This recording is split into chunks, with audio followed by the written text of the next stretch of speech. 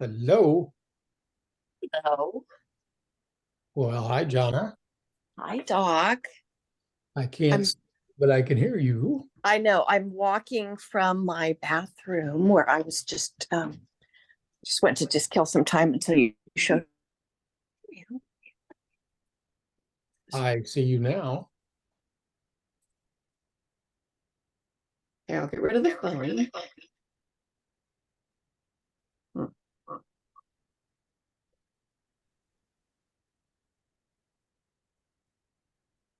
Howdy. Hey, Howdy.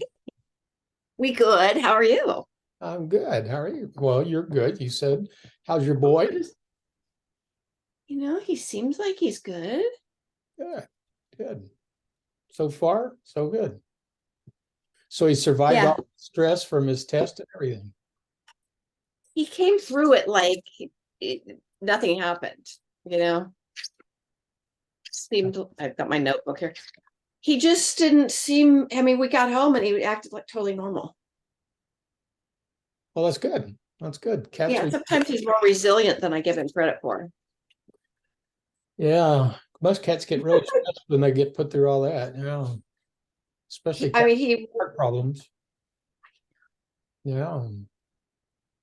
so I just called down there to ask when I might expect the test results. I emailed him yesterday and I didn't hear anything. And the gal said, well, the doctor won't be back till Monday and she's got to give it to you. So I sent a message to the assistant who I'm friends with and said, can you call the doctor and ask her if she would be willing to release them? I've got an appointment with my vet, my holistic vet on Monday. We need the big picture. They know me well enough. I don't need to be spoon fed the hi, everybody, the results. So we'll see what they say. Well, good. Good. Yeah. We've got more people joining. Who's with us? There's Megan. Natalie. Hey, Natalie. Hi, Megan. Hi. Hi, Donna. Hi, sweetie. Hello. All these lovely ladies showing up. How's everybody doing? Good. Good. Good. Hi, Megan. Look here. Got a puppy. Oh my gosh. Okay, I'm sure you already know this, but I'm obsessed with Cocker Spaniels, so. Okay, yes. Oh, aren't you a cutie? Charlie. Sweet, sweet, sweet. How old? He's about 2. Yeah. I've got a Charlie too. Yeah. Yeah, my middle dog is Charlie. She's a good gal. Yeah. He's not so good lately. She's not so good lately. No. No. But that's some of my questions for you. So Okay, good, good. Well, let's give a couple of more minutes before we get started, see if anybody else wants to show up. Okay. So Natalie, how are you doing these days? I'm doing well. I can't complain at all. Good. Thank you. Natalie, what do you have in the way of pets right now? I have 2 cats. Okay. Ages? They're both 5. Oh, 5. Okay, they're young. Mm-hmm. Yeah. Cool. Well, it's good to see that we've got at this moment the kitty people outnumber the dog people. I know, when does that ever happen? Yeah, yeah. And how's Rhett doing? He's he's hanging in there right now. He seems pretty good. Good. Yeah, he seems good. Oh, good. I love seeing his updates and his cute little face. Thank you. Yeah, he's a good guy. Well, I don't want to make you sad, but for some reason last night I woke up and you know who I was thinking about? I was thinking about Scarlet. Bambi. What? Yeah, Bambi. What am I thinking about? Scarlet Bambi. Yeah, that's who I was thinking about. Yeah. Yeah. How are Maybe you saw that video. Yeah, maybe that's what it was. Yeah, I've been thinking about her a lot too. Yeah, yeah. Oh, yeah. No, that doesn't make me sad. It makes me happy. Well, good. That's what it should. Starting not to say anything, but good, good. That's where we should all be. when we think back about our pets, we go, ah, how cool, you know. Yeah. All right. Looks like we're getting, Pronounce your HYO. How do you pronounce that? Our person? How do you pronounce your name, sweetie? HYO? Oh, sorry. It's Hyo. Hyo? Yeah. Okay. Hi, Hyo. hi yo, Nice to meet you. hi yo, hi yo, hi yo. That's pretty cool. Hey, Jolene's here. Jolene's here. Yeah. Yeah. The giant lover. I think that was LA, but Like, I thought she was a Giants fan. she lives in she made, I think she likes all sports, but I think that's Is it LA? a Dodgers. Maybe not. I feel like everyone in this group is either from the East Coast or the West Coast, like no one in between. Well, that's just the people that show up for most of the time for the Zooms. We got quite a few people that are scattered around that don't participate in the Zooms. So Oh, I wish they would, but they don't. So, yeah. Leslie, she usually here. Yeah, Leslie said she I think she's starting back in her teaching at school, and she said she probably wasn't going to make it. Oh, Leslie lives in Alberta, Canada. And so that's mid-continent. So we've got, where else do we have people that live? Of course, we're in Spokane, that's kind of the where. But gosh, we've got, oh gosh, what, I hate to, you know, have a lot of people on the East Coast. A lot. but we've got one in Norway, remember? Yes. Yeah. And Right. and then Kazumi moved up back to in Kazumi back in Japan. oh Is she? yeah. I didn't know that. She was in LA, right? Is she in LA? Well, she was. I don't know if she moved, but we had another gal. Remember, her dog had an opera name, Mano or something. And she took it to Japan and it made the trip, but then passed. Yeah, that was Kazumi, I think. Yeah. I think No, it was not. That wasn't Kazumi. That Was was another lady that was Japanese. names. Yeah. Kazumi's dog is because Meno or Menon or however she pronounced it was a little poodly kind. Hey, Melissa. Hey, Jonah. Hi, honey. Hi, Hey. Jolene. Good to see you. Hey, Jolene. Hey, Hio. And Kazumi's dog is more of a big fuzzy Now, husky type. asking me, I don't remember. My memory's horrible. Come on now.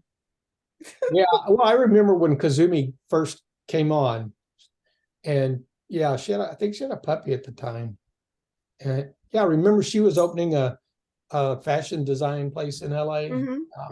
Yeah, She was here before me. Yuko, it's Yuko. Yes, Yuko is the one with, yeah. Yuko, that's right. To Japan, right? That's right. Yeah. Well, you know, to be honest with you, all the consultations that I do, I bet you 70% of them are either on the West Coast or the East Coast. Yeah, a lot, mostly California and then New York area. I think there's a different mentality in the Midwest about animals and farm, just the farming. Maybe. I don't know. I know it's different in Montana. Is there a joke in there somewhere that we don't know? Really bad. It's really bad. It's really bad. Lisa, weren't we?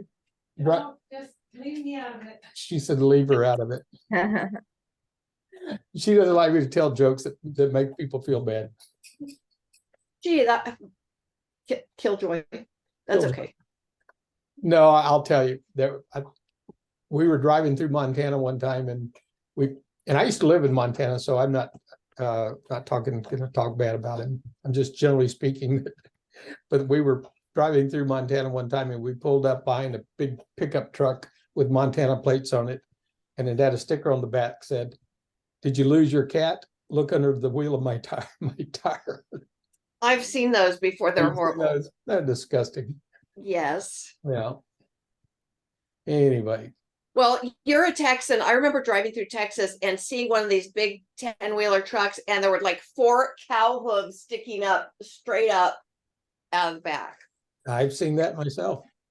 Rendering truck or something. It was horrible. We- We were at a restaurant. I just like totally lost my appetite. When I first got out of school, I worked at a mixed animal practice in Texas, and we called him the knacker man, and he would come and pick up the dead bulls and the dead cows and stuff. And one day he came to pick something up, and it was lunchtime, and he had this same thing, big truck with multiple animals and hooves sticking up and everything. Somebody's got to do it. Go take care of those animals. And but anyway, it was lunchtime, and I remember walking out of the clinic.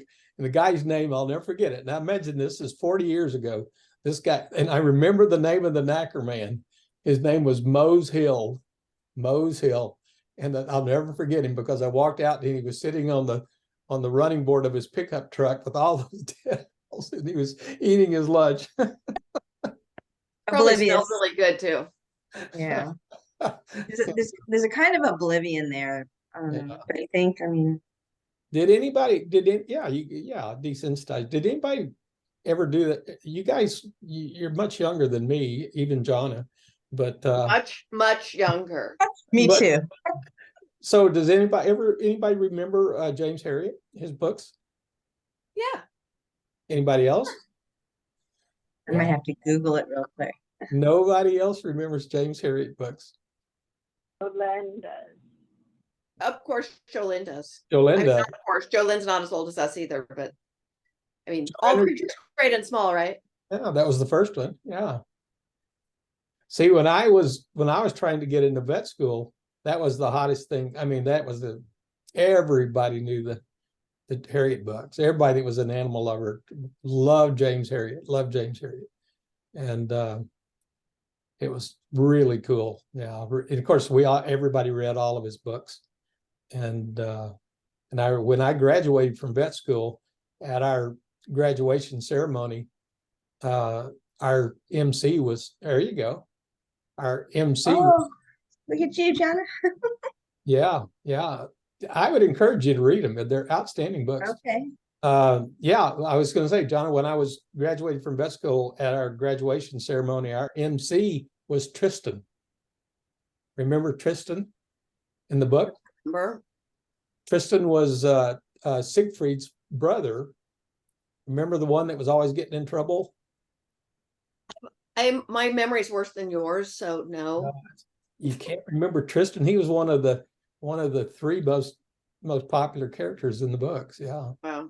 He was Are they- Siegfried's brother, a younger brother that was training to be a vet, and he played all these tricks on James Herriot and everything. You don't remember him, but anyway, he was our MC at our graduation. Wow. Pretty cool.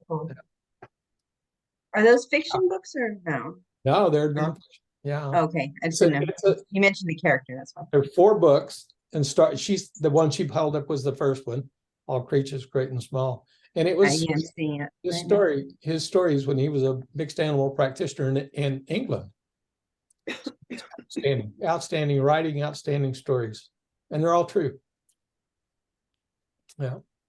I see he was born in 1916, and I know that, like, obviously there's a whole different mentality in theory now about how we care about animals, but and the credence we give them, but that's kind of he sounds like he must have been a forerunner to Well, he was a farm practitioner, so most of it's about sheep and horses and stuff like that. So yeah, dogs, and it's beautiful, but they're beautiful books. They made a TV series out of it and everything. Yeah. Oh, I will definitely look into it. So is Jolene there, or is she still? Yes. Yeah, she's there. Jolene? Joe, what's going on with Nina? Yes, I'm here. Hi, Jolene. Yeah, she's still very reluctant to eat. I took her to ER last night, So she was panting very hard for 2 hours. And I worried like anxiety, pain. And she took baby food from the ER doc, and she settled down after that. Well, did they find out why she wasn't feeling well? You know, so all we could guess is hunger, because she settled down after a jar of baby food. Her labored breathing stopped. Interesting. Interesting. Yeah. So what did Yeah. they tell you to do? Give her more baby? Just monitor. Well, yeah. I mean, as I walked out of there, it's like, okay, this is experiment number 642 to try to get her to eat. You know, and then I got home by 3 a.m. and by the afternoon, you know, I ran out and got some baby food. And she wouldn't take it. Did they do Well, did they do anything in regards to thinking that maybe something else was going on besides her being hungry?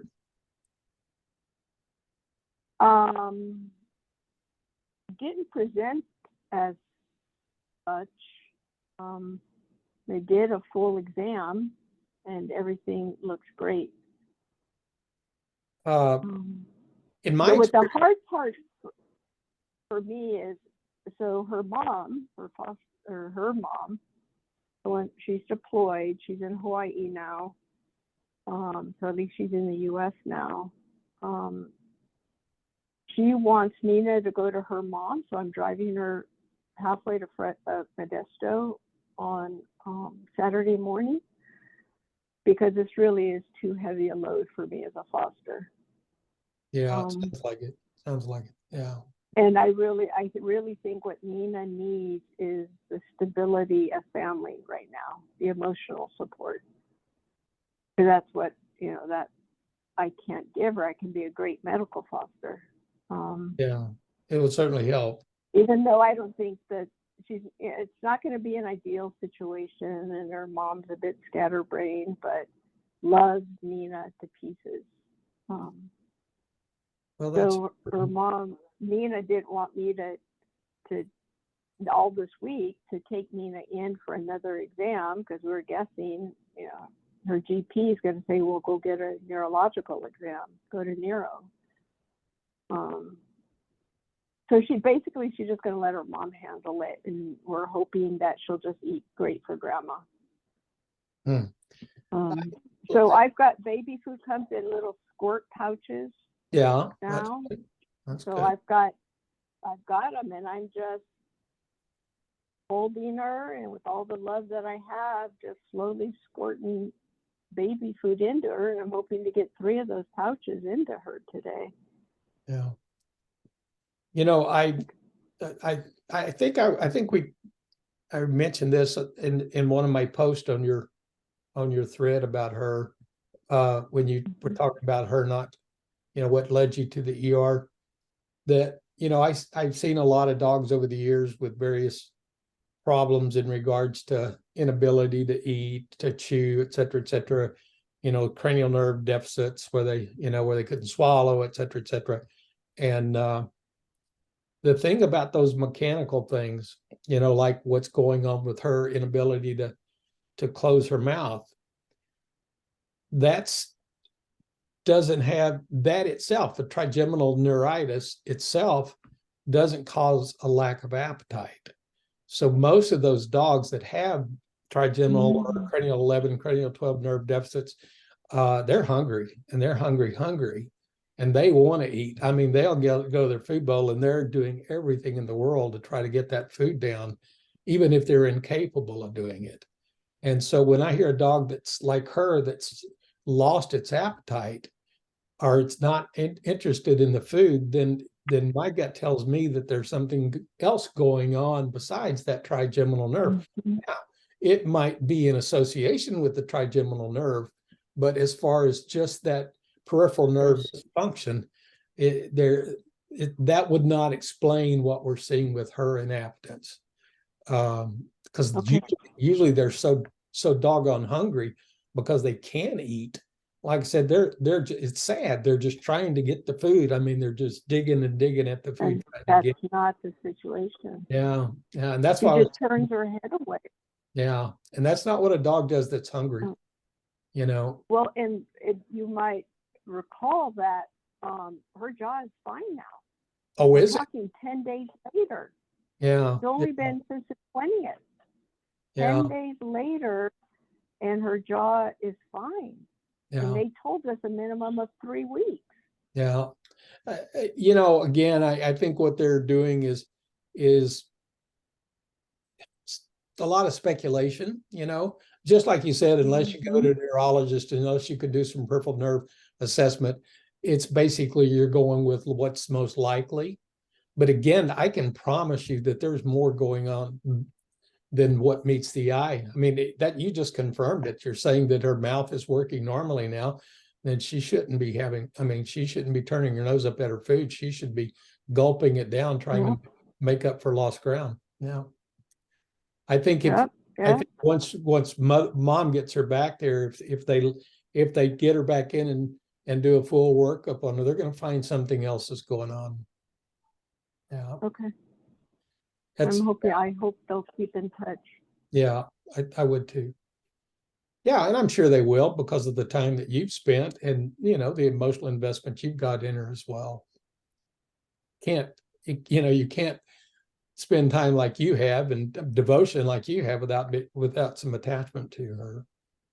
So anyway, well, let's So just. anyway, I'm here just to hang with my animal loving friends because this is the hardest time to be a foster, is to let them go. Yeah. Okay, well, hang with us and we'll send you a lot of you and her both some really loving, healing energy. Absolutely. Yeah, we're here for you, Jolynn. You are an amazing, amazing caregiver, taker, foster mom, dog mom. Don't ever feel like any of this is you. I was gonna say the same thing. They're so blessed to have you. I can't imagine anyone who could care more than you and who's more knowledgeable. Yeah. I've got a question. Is this Bree or is this Sabrina? It's, it's give and take, a little of each. Okay, I'm confused these days. Sorry. So is everybody. Yeah. So who else is here? I hear other voices. We need to Can you get see you- us on your screen? We need to help. We Yeah, need to you help know. him get everybody on the screen. Judith, I thought I heard you giggling back there. Hey, Judith, Hello. how are you doing? We're not doing real well tonight, and the connection is unstable as well. So Uh-oh. Yeah. Well, who knows? is there anything? I'm having intestinal distress. Teddy just wants to go out and play. Aw. Well, you know where stomach 36 is on your body? Oh, I have to look them up every time I go to use them. Yeah, look up stomach 36 for you and put a little pressure on that, and that'll help your intestinal distress. Where is that on a human? It's on the lateral side of your lower leg, the tibia, right below your knee, Oh, out to the. Oh, okay. You go down in Chinese medicine we call it sun, which is about the width of your finger. So you put 4 fingers from your kneecap and then 2 suns laterally, and that's about right there is where stomach 36 is. And you just put a little pressure and poke around there, and when you hit it, you'll feel a little sharp bite. And that's stomach 36. That is an outstanding point if you've got intestinal discomfort or diarrhea or constipation or anything. It's the master point for the gut. I tell you a story. When my kids were, when my girls were little young girls, and they would they might eat too much candy or some garbage like that, and they would get sick, and they would come to me and say, "Daddy, would you put a needle in me?" Wow. Yeah, they would. They'd want me to put a needle in stomach 36 because they knew that their stomach would stop hurting. How cute. That's Yeah. really cute. Yeah, yeah. So yeah, Well, thank you. there's so much that we can do. I know I've told you the story once before when we were flying, and all of us were flying in the airplane, and we came into some turbulence and everything. We were bouncing around. Everybody's getting nauseated, reaching for the whoopee bags.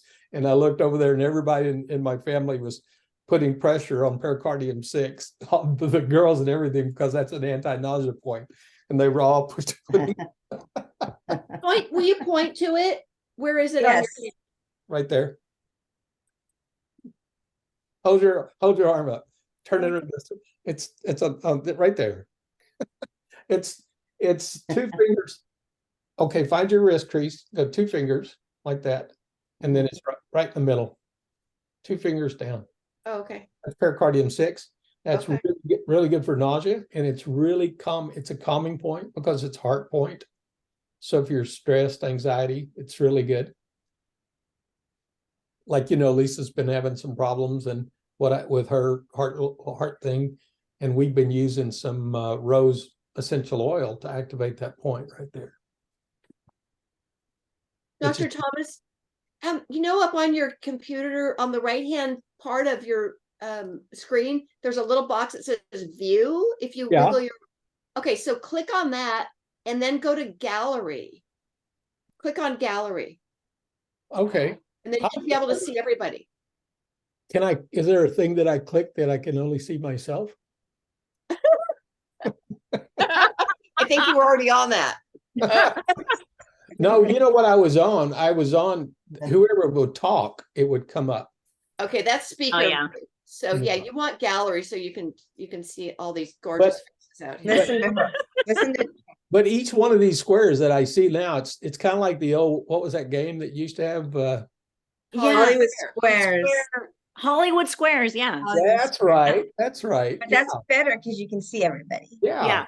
So, but I can, like this little X right on Sabrina's deal, I can hit it and I don't have to look at her, right? Yes, check me out. I mean, all right, bye, Sabrina. Bye. All right. Well, okay, who else? I see an empty room. Whose empty room is that? Oh, that's Megan. Okay. I know she had some questions. Megan, you said you've got some questions. Yes, I do. So, my first question is regarding Monty's teeth. So, like I said on Facebook, he had the surgery done, but you made a comment saying if we keep up with the raw diet and everything, he shouldn't have any further problems, but I've been feeding him that way since I adopted him. So when Yeah, I adopted him, he was only 9 months old, they said. right. Yeah. But if I recall with your dogs, they had pretty tough childhoods, right? Well, they were all from South Korea, so who knows Yeah. what was Yeah. going on with them there. So okay, think about it. Think about it. Dental disease, I don't care if it's in a dog, I don't care if it's in a human. It's all about bacterial overgrowth in the mouth, because bacterial bacterial byproduct is the tartar that builds up on the teeth that turns into calculus that causes the gingivitis. So it's all about bacterial population in the mouth.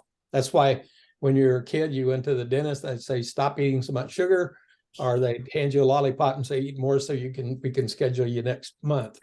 But the point is sugar, bacteria, lots of bacteria. And so when we're dealing with dental prophylactic in regards to dental disease, it's all about eliminating bacteria in the mouth. So how do we do that? Bacteria has to have sugar to thrive. That's why the dentist says, stop eating so much sugar, stop eating so much sugar. And so most people feed kibble. Kibble's high in starch. Starch is converted to sugar. There's your source of sugar. And so you get, again, this bacteria in the mouth, proliferation, overabundance. And then you have a weakened immune system because of leaky gut. And then you have this bacteria that's running rampant in the mouth. So in conventional medicine, of course, nowadays, I hate to say it, but dentistry is big dollars now. And as you can tell, I saw that, how much they charge you for that. Anyway, so veterinarians are really pushing dental work and nowadays, and we should, but one of the way, a lot of dogs were having to have their teeth cleaned every 6 months. Okay. It was just something that a lot of dogs had, some of these little breeds. And so what was recommended, what a lot of veterinarians did with these dogs was they would put these dogs on antibiotics, like Clavamox, and they would put them on amoxicillin or Clavamox the first week of every month. So the first 7 days they'd be on amoxicillin, and then the last 3 weeks they would be off. And just doing that would keep them from having to have a teeth cleaning every 6 months. So instead of every 6 months, they may go 3 years. So again, that was proof that it's about keeping that bacteria down to a minimum. So we want to starve the bacteria by not feeding any diet that's going to promote sugar. And then we've got to help with the immune system. So in a situation like with your dog's not old, your dog should not have had a dental at 5 years. A good, healthy dog is not going to need a dental at 5 years of age, especially with extractions. Right. I told you my dog, well, she's not here right now. She's 14 years old and she's never had a dental in her life. Yeah. Never. But I've had so I have a Dachshund and a Palm, and I was told again by vets that those dogs tend to have, and I've had Labs and German Shepherds, and it seems to be the case that those like the Dachshund, the Palm, my Chihuahua, they all seem to have more dental issues than the larger dogs. Is there something to that? Well, again, it comes down to two things: bacteria, and we're talking about bacteria population and control it, whatever it takes. You can't have dental disease without bacteria. It's just that simple. So if you have dachshunds that are, and most dogs that we clean their teeth are smaller dogs. But again, a lot of those big dogs, Labradors, etc., Shepherds and stuff like this, they're big time chewers. They're always chewing on stuff, stuff. So they're mechanically cleaning their teeth a lot more than a dachshund's going to do. So that's a factor. So if you want to, again, dental control is about feeding healthy foods. No, it's not pro-inflammatory, not pro-sugar. Again, keeping the gut healthy with the immune system, and feeding raw bones for them to chew on. Okay, so if I get the other thing is when I give them a raw bone, I'll do a lamb leg, and I'll let them chew on that for 2 days in a row. But then their pooping is completely white, it's so much bone. Well, you've got to feed them. You've got to get them something to chew that they don't eat. Oh, they eat everything. Yeah, well, you need to get a bigger bone that they can't eat. That's like my dogs. All my dogs weigh over 60 pounds.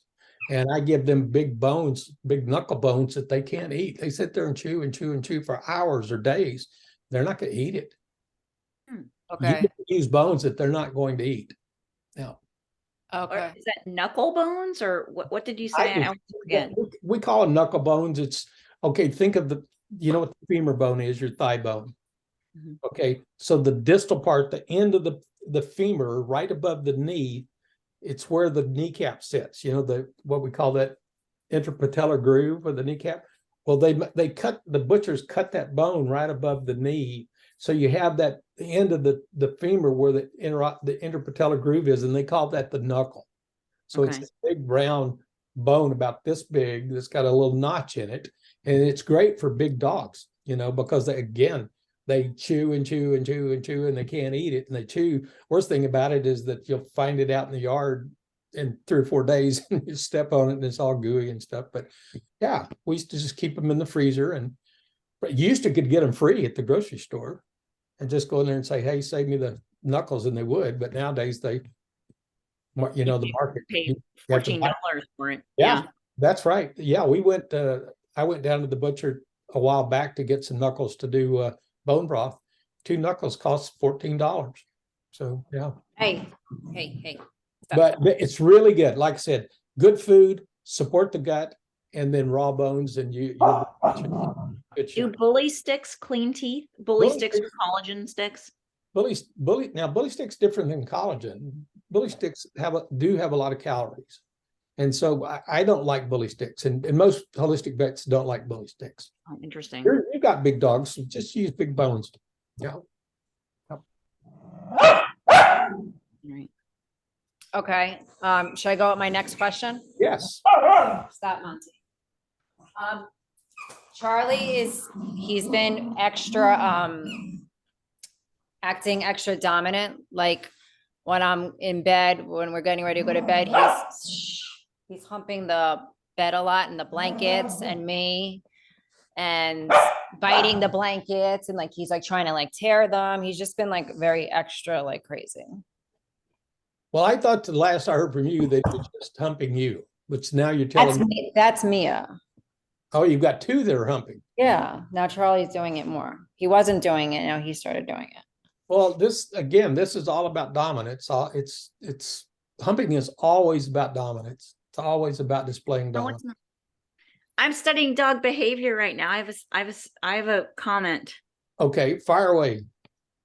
So it's not always about dominance. It can be about insecurity, and it's just like a way of like expressing I'm feeling kind of out of control, and I'm going to do this to assert my pseudo control in a situation. So, and so that's one aspect of it. It can be like really feeling uncomfortable and out of control. So, and then if it's towards like another dog, like my Keegan, always humps a new dog he meets, and he's just totally socially awkward. I've had behaviorists, like real behaviorists, work with him, and I'm studying this too. But they're like, at some point in his life, you know, they think when he was younger, it became a signal for him for like another dog to play. So he's just absorbed that in his system. So now like he thinks that's initiating a game. So it's not necessarily he's trying to like dominate the other dog and you know, like dominance is not maybe it's the wrong word. Maybe control would be a better control. word. Yeah. Yeah. Yeah. Yeah, Sorry. probably no. Yeah, Yeah, I mean, you're the right. expert, but I'm like studying all this and I find it fascinating. Yeah, no, it is. It's about a frustration and trying to be in control of something. It's and the fact that you had one and now you got two, it's just this interaction between the two now that's sitting there saying, hey, I'm not feeling right, and so I'm gonna express myself in this way. Yeah. Again, you might consult with a behavior person, you know, and find out what's going on. Do you use essential oils in your stuff? Yeah, I do. Yeah, you might try to diffuse some oils in your house and see if you can calm that energy down some, and just make them chill out, make them feel a little more chilled out. Yeah, I mean, he was really nutty last night, but I've been away as well for like 10 days, so that might be. Yeah, I'm sure that's just, yeah. It is interesting that now you've got two of them. Mia's humping she humps me only, but she like honestly does it, and like she honestly, like it looks like she's having like an orgasm. To be honest with you, like she's shooting stuff out when she's humping.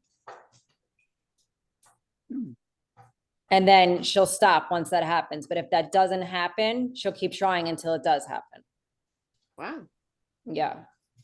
Wow. And she's spayed. Yes. Oh. Yeah, she's spayed. So then we know it's not hormonally related. No, it's like she like if almost like discovered that maybe that sensation feels good to her or something. Yeah, it's a like local addiction. thing. Yeah. It's a local stimulation. Yeah. Yeah. Because she'll just do it until that happens, and then she'll go away. So what about the relationship between those two dogs that are humping? Like, what do you mean the relationship? How do they interact? Long do they They get along. They just, Mia's just kind of, she doesn't like play with him or anything like that. But they're fine. There's no issue. There's no issue between Charlie and Mia. There's issues between Charlie and Monty. And what's that? Charlie being bossy to Monty, trying to control Monty. You know, jealous. He's very jealous too, Charlie. Yeah, well, control, that's what we're talking about. That's all about the liver. Yeah. Control.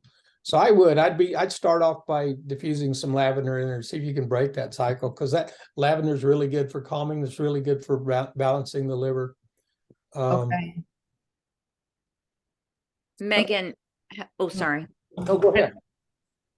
Thanks. Have you, do you do like enrichment toys with them or anything Yeah. like that? They have like Kong, snuzzle mats. Awesome. Okay.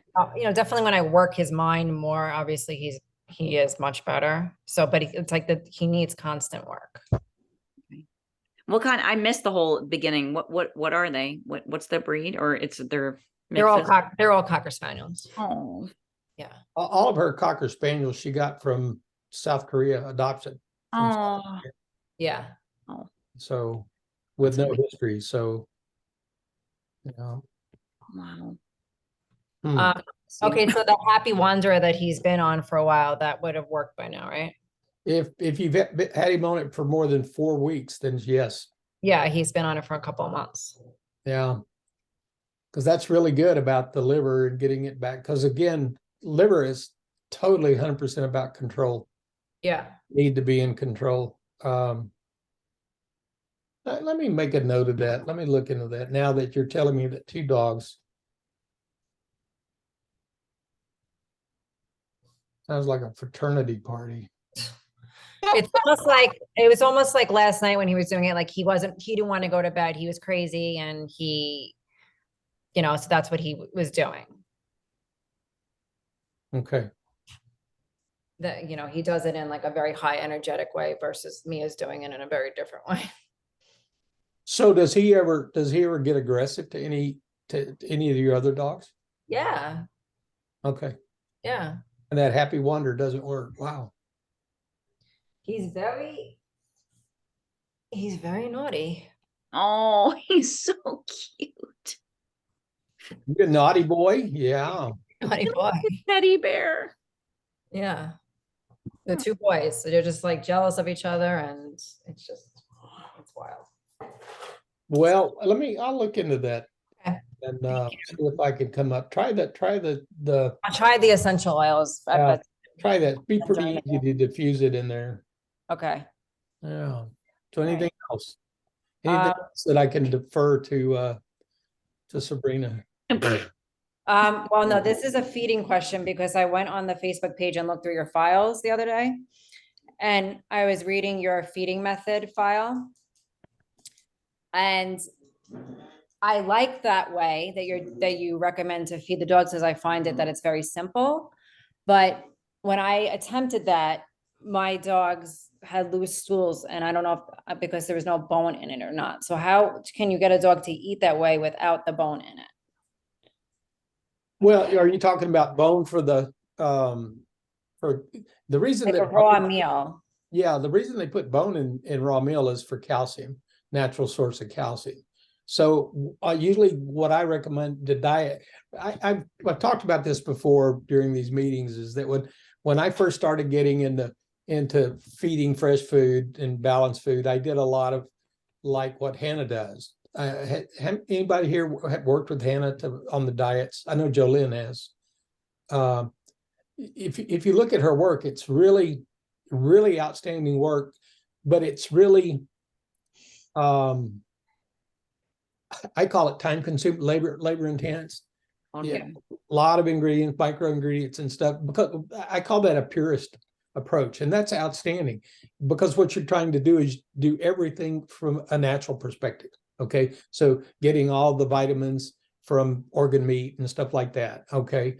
And so you're not using anything that's synthetic. All right. So, and that's the ideal way. The problem that I found with my clients was that when I would do that, probably half of them a month down the road said, I just don't have time. I've got busy lives. I can't. And so they go back to feeding kibble. And that was the worst thing in the world for them to do. So I said, okay, I got to come up with something that's going to do a good job. And so they won't, it's not time consuming, so they won't go back. And so that's what I did was I basically came up with like an 80-20 or 70, and I tweak it according to the individual. But for instead of using offal and bone and stuff like that, I just had them start using a good vitamin mineral supplement for pets that are being fed home prepared. And so the calcium's in there. Like I use seaweed calcium as a supplement for calcium supplement for my dogs. So I'm using synthetic instead of natural. So it's just making it easier. But you should probably what happens with most dogs is that when they transition from diet A to whatever they were feeding to a fresh food, that's going to upset the GI system. So you got to do it really slowly. And then if you start to have GI upset, you just back off.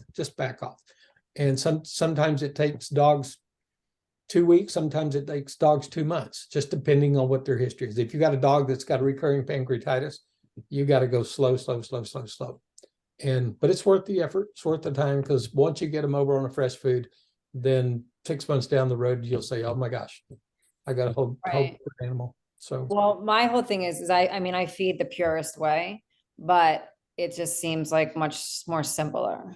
I would, yeah, I mean, if you want to go the purest route, work with Hannah. I work with her. Yeah, I've done all that already for years. Have you worked with Hannah? Oh, yeah. Oh, good. Yeah, well, you know what she's all about. Yeah. I mean, it's amazing what the work that she does.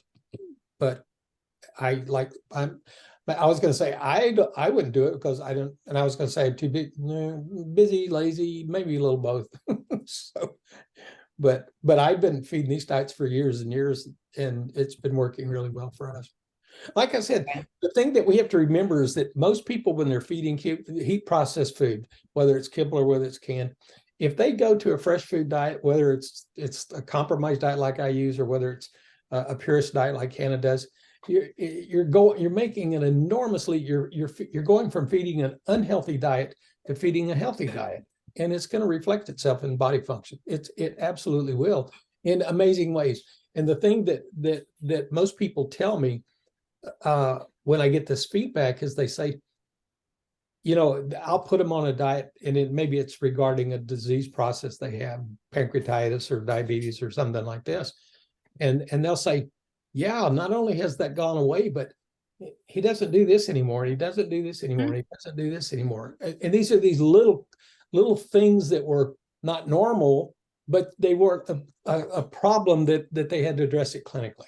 You know what I mean? Like reverse sneezing or something like that. The dog, he doesn't reverse sneeze anymore. He doesn't do, and that's what's cool. You see these little bitty things that aren't normal, they go away too. And so, yeah.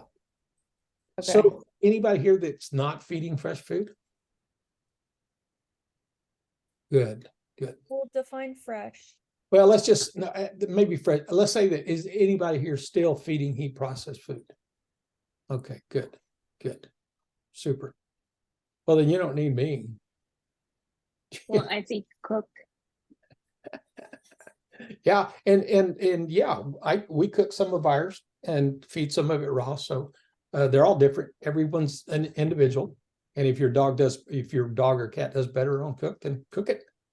You know, okay. The older they get, the more likely that you'll need to cook the food some. Because and from a Chinese medicine the way that happens is that the older pet typically will start to get what we call kidney yang deficiency.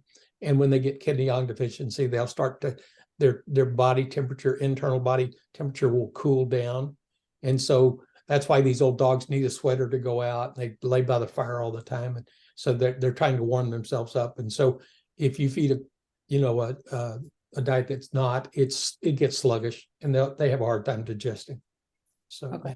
So Dr. Thomas, does that mean so I have Kiki and Bexy on like Canine Craving, the commercial raw, and they've been thriving on it, but Bexy's 13 and Kiki is 10, and Bexy has like been pulling back from her food lately. It takes her like a lot of encouragement to eat it and stuff, and she loves food.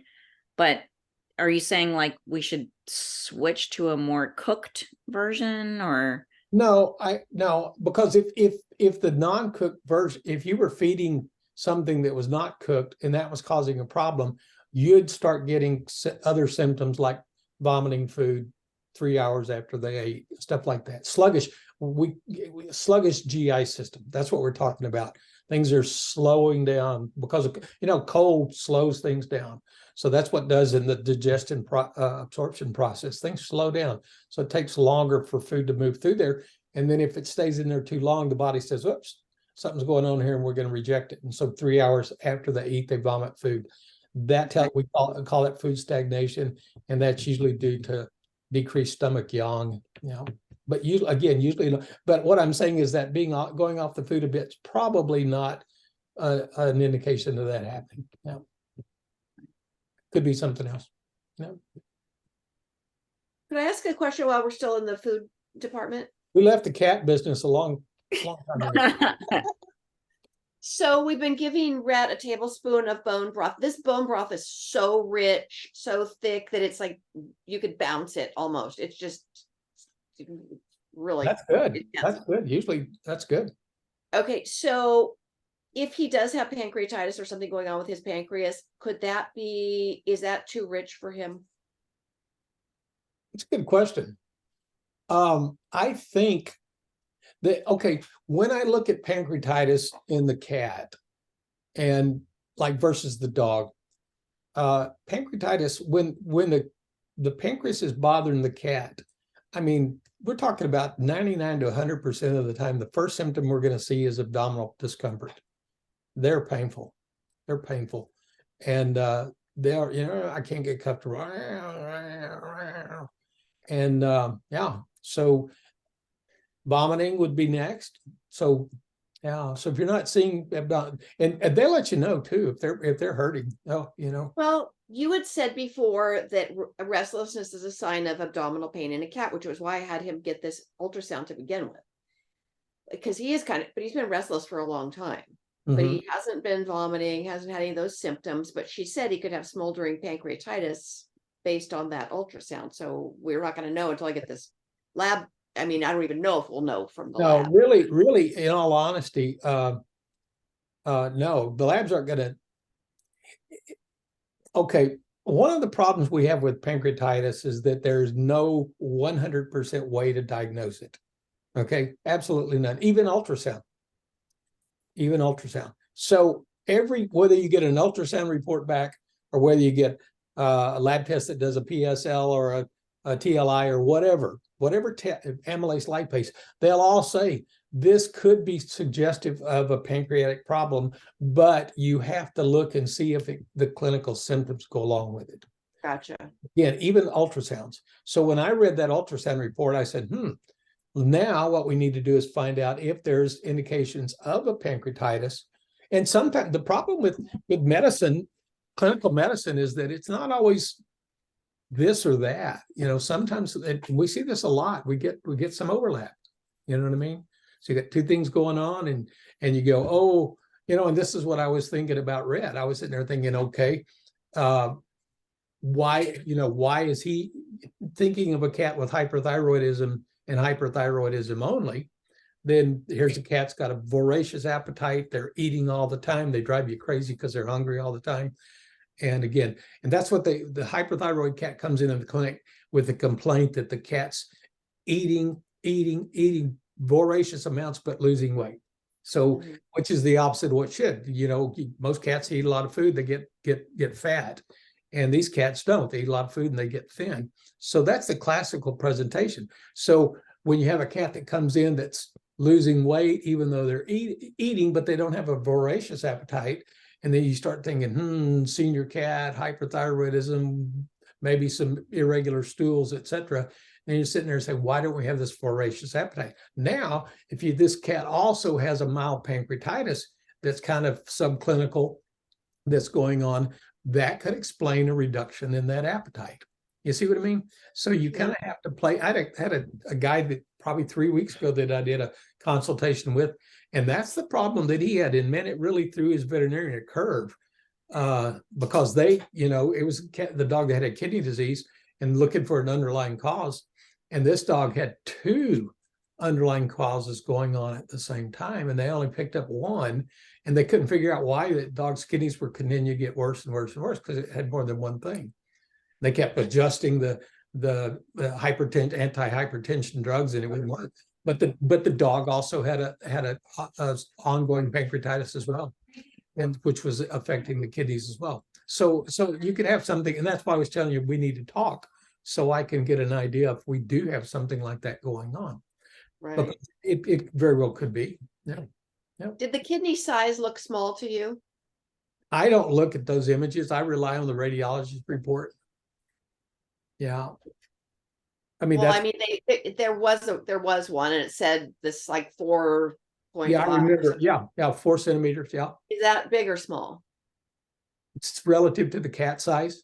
So again, people send me images, ultrasounds, echoes, etc. all the time, and I'm not a radiologist. So what the vet, even the internal medicine person, is paying the radiologist is to sit there and say, okay, read it, and you tell me what the changes are. And then what I'll do is I'll take what your comments are at the bottom of the page. It'll say comments, and then I'll take your comments and apply it to the clinical situation. You see what I mean? And that's how it works. That's how. Right. Yeah. So again, I had a lady the other day. She sent me bunches of images, and I said, "Hey, thanks for the images, but it doesn't help me. I need the report." Yeah. I didn't send you any images. Yeah, I know. But what I'm saying is that I, a lot of times sometimes I'll read if I'm looking for something like an IBD case or something like this. I'll look to see what the dimensions are and the thickness of the small intestine or something. But most of the time, I'm just focusing on what the radiologist has to tell me. Yeah, that's what we're paying him for. Yeah, or her. Yeah. So yeah. So again, when we talk, I'll get all of this together and put all the puzzle together and figure it out. Okay. That's my job, to figure out the puzzle. Right. Thank you. Okay. So Dr. Tom. Rita's got her hand up. are you waving hi? Let's I have, everybody, I have a everybody wave- question. everybody wave hi to Bree. Hi, Bree. Okay. I have a question. Oh, here comes Yes, Dudda. There she is right now. She's coming. So she's so sweet. So she's going to the vet. No, wait, are you going? No, Bex is going to the vet tomorrow. Chloe's going next week. But so Chloe, I think I posted, did I post videos for you? Now I can't remember. Yes, I think I did. And you said she definitely looks uncomfortable and you couldn't really tell. But she does like, she steps and then stagger steps, just kind of like Keegan did when and then he was diagnosed supposedly with IVDD. And so now Chloe has that same step, stagger step. And you noted it's like she's not bending her back elbow. She just kind of like paddles through. And I hope I didn't say a back elbow. I don't know, knee. Yeah, knee works. So her back elbows. But so Your other elbow. yeah, and you said, acupuncture will be her friend. So I did have our acupuncture person see her, and Chloe, like we know from the past, she did one needle in Chloe and Chloe freaked. And Chloe's a therapy dog, so she's bomb proof. But she did not like that needle and she turned around and snapped. I mean, you can do anything to this dog. I've never seen her respond that way. So the acupuncturist is like, we're not going to do needles. We're going to do laser and do the acupuncture points with laser. So Good. she did that. And then maybe she did the laser first overall and then did the acupuncture points, with the laser. And Chloe, no improvement the next day, or now it's been a couple weeks. She's coming back the acupuncturist is coming back next week. But I don't know what else I can do for her. I know you said, and I agree, like taking her to the conventional vet, they're going to do x-rays and put her on like meloxicam or whatever. And this is a dog that has a history of cancer, multiple kinds, and pancreatitis and all that stuff. So I just don't know if there's any other routes to go other than what I'm doing with the acupuncture laser points. Good, good. I'm glad you're bringing this up because this is important. First of all, a couple of things that we need to answer that will help everybody understand this. I don't care if you're going the conventional route or the alternative route or whatever. There's three, and I'm winging this here. There's three things that are involved in this. When you take her to the acupuncturist or you take her to the conventional vet, the very first thing that veterinarian has to do, if it's a pain situation that we're talking about, the very first thing that we have to do is we have to isolate where that pain is. Where's that pain coming from? And Chloe freaked again. The vet was trying to do like extension of the back legs and stuff, and Chloe snapped. And she's never, I mean, obviously sorry, I didn't mean to interrupt you, but I've never seen my Chloe do that. And I understand that. Again, not being there, it's hard to assess, but let me tell you what I always did, and believe me, lameness is a big problem in dogs. And so again, I'm watching them walk, watching them walk side to side, back to forth, et cetera, et cetera. So I'm looking at gait and I'm asking them, how's she do when she gets up? She do when she gets down? How's she do with stairs, et cetera, et cetera. And so that's narrowing it down, at least to the front or the back. I'm watching how the head moves, the neck moves and everything. So, and then I go down to, let's say that I realize that it's in the hindquarter. And so what am I going to do? I'm going to get that dog to lie down on its side. Okay. Get it to lie down on its side, and we're going to pet it, and we're going to talk about it, and we're going to take it really easy. Then what I'm going to do is I'm going to start working on the upper leg, the leg that's up, and I'm going to just start massaging the paw. Okay. Just start massaging the paw, and I'm just kind of gently, after I start letting, and it feels good to them. You're massaging the paw, and who doesn't like a foot rub? I mean, you're massaging the paw and their dog's liking it. And then all of a sudden I'm putting a little digital pressure, and then I'm playing with the toe. So what I'm doing is I'm taking it easy, but I'm doing my examination. So I'm checking all the toes, and then I go up to the tarsal joint, which we call the ankle. And then I'm just going to do a little range of motion and a little moving back and forth and stuff, taking it easy. And then I'm doing a little massage up the leg, and then I get to the knee. And what I'm going to do, I'm going to just do a slight gentle rotation, range of motion. So just taking it easy, and then working myself up, get to the hip, do a little massage around the hip, and then just do really gentle extension, really gentle, because if it hurts them, they're going to start and when you start to move that hip, if that hip's painful, you just start to move it at all, and they're going to tense up. They're going to tense up, to turn and look at you and stuff. So you're looking at those subtle things. You don't need to be, tweaking it really hard. Then all of a sudden they're going to overreact, and then everything you touch afterward, they're going to react to anyway. And then you're like, that's exactly what happened. Anytime she touched her, like her head, Chloe was like, "Ow." But she didn't trust her anymore. Yeah, and then you're done. You can't make any sense out of anything. So you've got to do everything to prevent that from happening. Okay, but again, it's all about the experience of narrowing it down to saying that the pain's either in the low back, the hips, or the knees. You see what I mean? So I've got it targeted right down to that. You see, and then I'm going to do a little gentle manipulation in the back. And again, because I'm checking for acupuncture points too that are sensitive. And so I'm getting a good idea. But it's very rare to have a dog that turns around and tries to snap at you and stuff. Now the neck, that's a little different because the pain's a lot sharper there. But not her neck, but what do you think about, she's very strong down her spine. And when I have a scoliosis and a bad back, I'm like, I don't know if I would like someone going like with all their might. Oh, you can't do that. You just can't do that. You can't. You can't get away with that, because like I said, imagine if you got a hurt back and somebody puts pressure like that and it hurts like heck. You take a dog, and like I said, you're lucky they're not going to bite you in the face. And secondly, you're done. You're done, because anything you touch them after that, they're going to react to. And then you're like, oh, is that legitimate or not? That's exactly where we left off. She's like, I I think she's just being dramatic. She didn't, she's being just extra responsive to nothing. So what do I do? Yeah, Just don't. that just, I hate to say it, but that shows a lack of experience. Yes. She's brand new. Yeah, that's just lack of experience. Because like, for example, dogs that have torn cruciate, okay, their knees are really painful. Okay.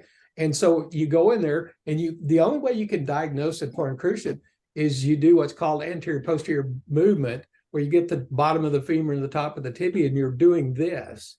Well, that's going to hurt like hell, especially if you got a torn cruciate. Okay. And so what you're doing is you're, again, gently manipulating, talking to the dog, having the owner pet the dog, and, really taking it easy. And then you're doing range of motion. And then every once in a while you get that dog that goes, oh, no, that's going to hurt. I'm not going to do it. And then all of a sudden you're fighting. Their muscles are stronger than my fingers and thumb. And I'm done. So what most veterinarians will do is they'll go, okay, I can't check this because your dog's contracting, and it is typical, you're going to expect it. And so people say, well, I'm going to have to sedate your dog now. And that's what most vets will do. But, most of those dogs are big dogs. And even if they're not, you take the owner, take the dog on a leash and get out in the parking lot and have them run around in circles, just run around in circles until the dog starts getting tired. Then you bring them back in and they're exhausted and their muscles are relaxed and you get your door sign. It's just experience, learning how to work with these guys that can tell you the truth, because you put them down under anesthesia, you're not going to get any response at all. So you go from hyper response to no response, and then you're done either way. So so let's go back to the 1, 2, 3. So you have a dog that comes in like your dog that's got obvious pain, looks like it's in the hindquarter. So you got to find out where the pain is. Is it in the back? Is it in the hips? Is it in the knees? Because if it is, then you can sit there and say, okay, what's likely going on here? And then if you need to, you can look a little deeper. But the point that I'm making is that you've got to isolate where the pain is. Let's say that I have a dog comes in and they say it's difficulty getting up and having a hard time going up the steps, etc. And I do my examination and I find out that it's got lumbosacral pain, okay, pain in the low back, all right? And I know absolutely it is. And so that's my first step. Second step is I'm going to treat this. Okay. And I don't care if it's conventional medicine, sending medications, if it's acupuncture, if it's massage, it's chiropractic, whatever it is. That's my second step. How am I going to treat this? Third step is my improvement. How much improvement did I get? So if I'm doing acupuncture, same thing. If I'm doing acupuncture, low back, I'm going to do my acupuncture.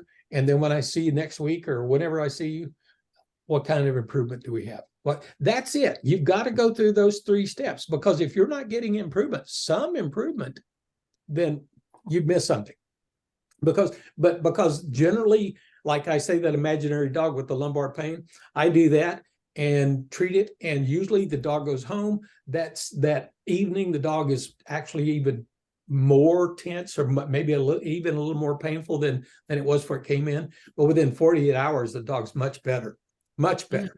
And that's what I tell them. I tell them up front, tomorrow, maybe even the next day, you're not going to see improvement. But the following day, it should be. And they all say, oh my gosh, you're right. Third day, boom, he's up wanting to run around and play.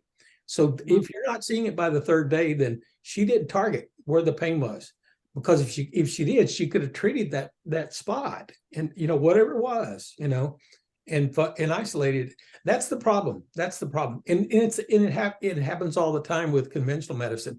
If she would have been a regular conventional vet and she would have done the same thing, she would just send you home some NSAIDs and pain medicine, and the dog would have got better, but you still wouldn't know what the problem was. Right. The best case scenario was that it's, maybe some muscle or what have you, and they rest and the pain goes away and it never comes back. But if it comes back again, you got to find out. But you're right. You're right. It whatever it takes to find the source. Absolutely. I used to do a lot of cruciate repairs, surgeries, just because I worked in a lab specialty practice for several years, and we did 4 or 5 of them every week. And so I did a lot of cruciate repairs. And so when I came up here and started working in that big practice with 9 doctors, they didn't like doing them. Most of them didn't want to do them. And so I did all the cruciates for 9 doctors. So I was doing cruciate repairs every week. And then I started doing them for other veterinarians because they didn't do them. But every dog that came in that was diagnosed with a cruciate tear, for me to do surgery, had it scheduled, I would still check out that dog and make sure before I put that dog down under anesthesia that dog had a torn cruciate. And I on occasion, I'd run across dogs that didn't have torn cruciates. Wow. Yeah. And here they're getting ready. I remember one time I had a guy that sent me a dog, and it was a great Pyrenees. And the vet called me and said, "Hey, I got a dog with a torn cruciate. I'm going to send it to you." I said, "Sure." And so he sent it over, and I got the dog, did an examination, and I called up the owner and I said, "Hey, I don't see your dog doesn't have a torn cruciate." And he said, "You're kidding me." No. I said, "Sorry, I do a lot of these, and your dog doesn't have one." So he came and picked up his dog, and so we went home, and a guy, whatever communication he had with his veterinarian, I don't know, but probably a few weeks went by, and the guy called me back up, and the vet must have kept telling him, "I'm sure that the cruciate's torn, et cetera, et cetera." So the guy called me up, and he was yelling at me, saying, I brought your dog in to do a cruciate, and you didn't do it, blah, blah, blah, and all this stuff. And I said, "Well, bring him back. We'll do him." And, that's what it takes. And so we brought him back in, and I checked the dog again, and I said, it wasn't a torn cruciate. So I decided, again, the pain's in the knee area, and it's not a torn cruciate. So we got to find out what's going on. It's not a cruciate. It's got to be something else. We took an x-ray, and it was bone cancer. The dog had bone cancer. Oh my God. So imagine if I would have gone in there and done cruciate repair, and found out later the dog had bone cancer. So then x-rays are important, because I have a feeling they're gonna, when I take her in next week, I'm sure they're gonna want to do x-rays. And it depends on where the pain's coming from. But I guess you didn't know in that instance, right? Or they knew it was the knee. No, I had to take an x-ray to find the bone cancer. Yeah. So maybe. So but remember, if it's okay, I'll tell you another story. Okay, Ramirez telling you I did a lot of cruciate surgery. Well, when I was working at that clinic in that lab specialty practice, they would bring these dogs, these Labradors. These were field trial performing Labradors that had torn their cruciate. And so we would get it in. The guy you worked with, his name was Ed Aycock, and he would take these dogs back, and he would take an x-ray of the knee, and the dog came in for cruciate surgery, and he'd take an x-ray of the knee, and I kept watching this. I'm the staff vet that he's hired, so he's my boss, and I'm like, so every dog he's coming in, he takes an x-ray and takes it on every one of them. Then he ends up doing surgery, et cetera, et cetera. And I'm sitting there thinking, why is he taking x-rays? Because you don't make a diagnosis of a torn cruciate with an x-ray, because you can't see the cruciate ligament. Finally, one day I got enough nerve, and I said, "Dr. Aycock, why do you take those x-rays on those dogs that have torn cruciates?" And he said, $75. Oh my gosh. No. That's exactly what he said. And this is a long time ago. This is back before veterinarians were focused on this, and it was like, whoa, and so the point that I'm making is that if you can't make a diagnosis of a torn cruciate with an x-ray. And I see this all the time. I see people tell me all the time, contact me and say, "My dog's got a torn cruciate. They did an x-ray and my dog's got a torn cruciate." No, that's not how you make. It's the same thing with a sciatic pain the same thing with pain coming off the spinal cord. You're not going to take it. X-ray is not going to show you anything. You see what I mean? So, tissue, right? If it's soft tissue, it's not going to show you anything.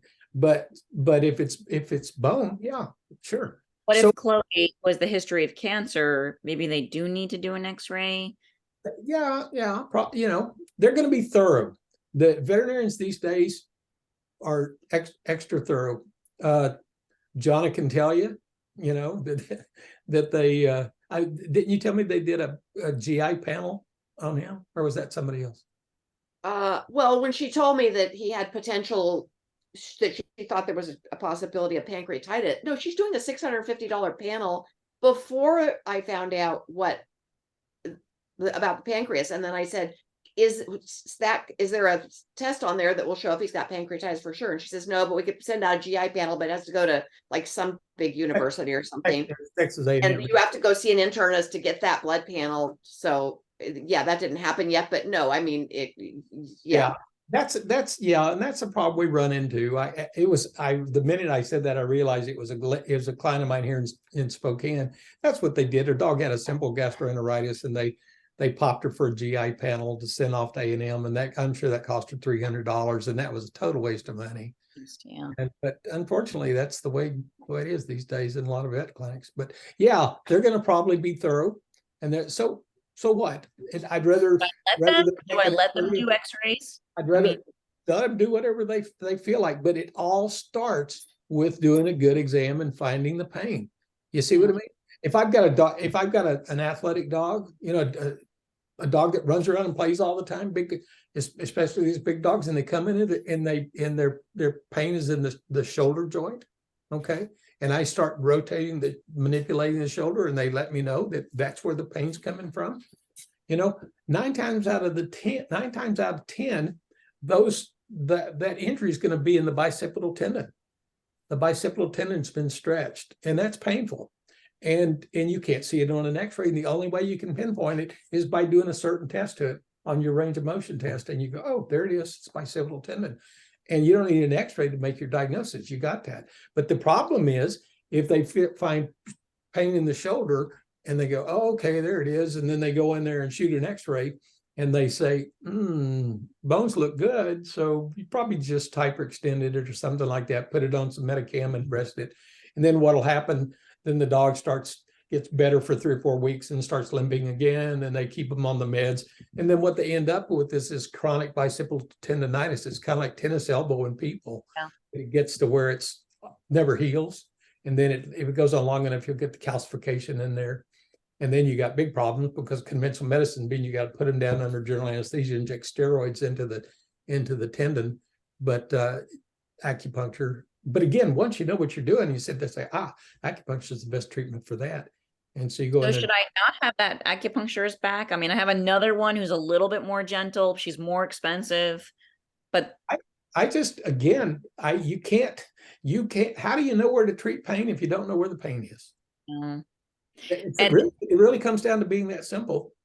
Does it mean anything that Chloe still goes, I mean, she definitely doesn't do it fluidly, but she's 13. She goes up the stairs and down the stairs. She always wants to be with me, up, down, jumps on the couch.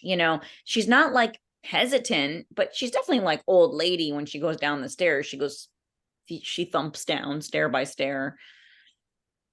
But the fact that she goes upstairs without hesitation, the fact that she jumps up on the furniture and everything, that's good. That's all good. Yeah, because like the acupuncturist is like, it could be IBD. I know how you work, and I know what's going on in your mind, and you got that little thing that's floating above your head that says cancer, bone cancer. Yeah. And I want you to do that because I know that's what you're going to be worried about. But let me tell you, patients that have bone cancer, it's very isolated to one spot. So a dog that's got bone cancer, they're gonna be favoring that, just like that dog that I was telling you about. It came in and barely put any weight on its leg at all. And so bone cancer is very painful. So you're not gonna have you're gonna have a dog that's gonna be carrying one leg. Like it's injured. Like, yeah. Hurts like hell. Yeah. And when they put the I had our next door neighbor one time had a Rottweiler. And he came to me and said, oh God, my dog has been carrying its leg and I need to get to the vet. And I well, let me know how it goes, blah, blah, blah. And then he comes over one day and he's like, oh my God, my dog's trying to bite me, won't let me. And make a long story short, he went in and go in the vet, they sedated. That's what his dog had an osteosarcoma, and he just let it go long enough, and the bone got so weak that it fractured. Oh my gosh. Yeah. So, but bone cancer is very painful. They'll carry their leg and it'll just get worse and worse in a hurry. So it's not that. If your dog's running up the stairs on all four, it ain't bone cancer. And she wants to go walkies, but then her walkies look uncomfortable. So I take her home early. But, and then my last question for her appointment tomorrow, she's due for her rabies. And I just looked up Virginia state law. They have to have rabies every 3 years. Just make sure it's thimerosal free. Okay. Wait, what did you say? I mean, I just had to do the same thing, Sabrina. Make sure it's what? That the rabies vaccine is a thimerosal-free rabies vaccine. We've talked about thimerosal before, haven't we? Yeah. I might not have been in on mercury free. Thimerosal is a preservative that's in almost all rabies vaccine and for pets. Marisol's got 40% mercury in it. Oh, yeah, and so it's a toxin. The And Marisol, THEME. THIMEROSAL. Okay, got, okay, Thimerosal, okay.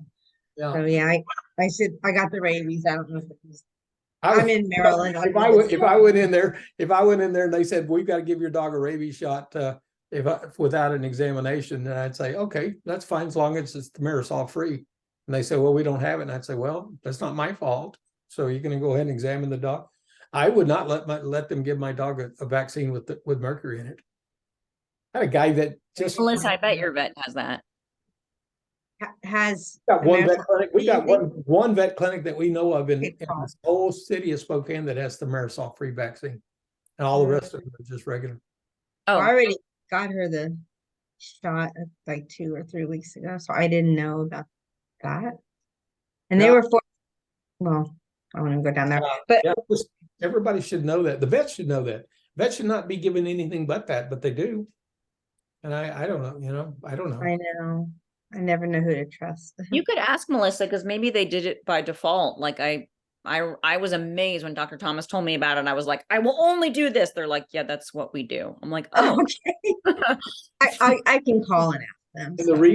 the reason I hate to say it, but the reason most vets don't opt for that, because most vets know that it's available, is it's more expensive.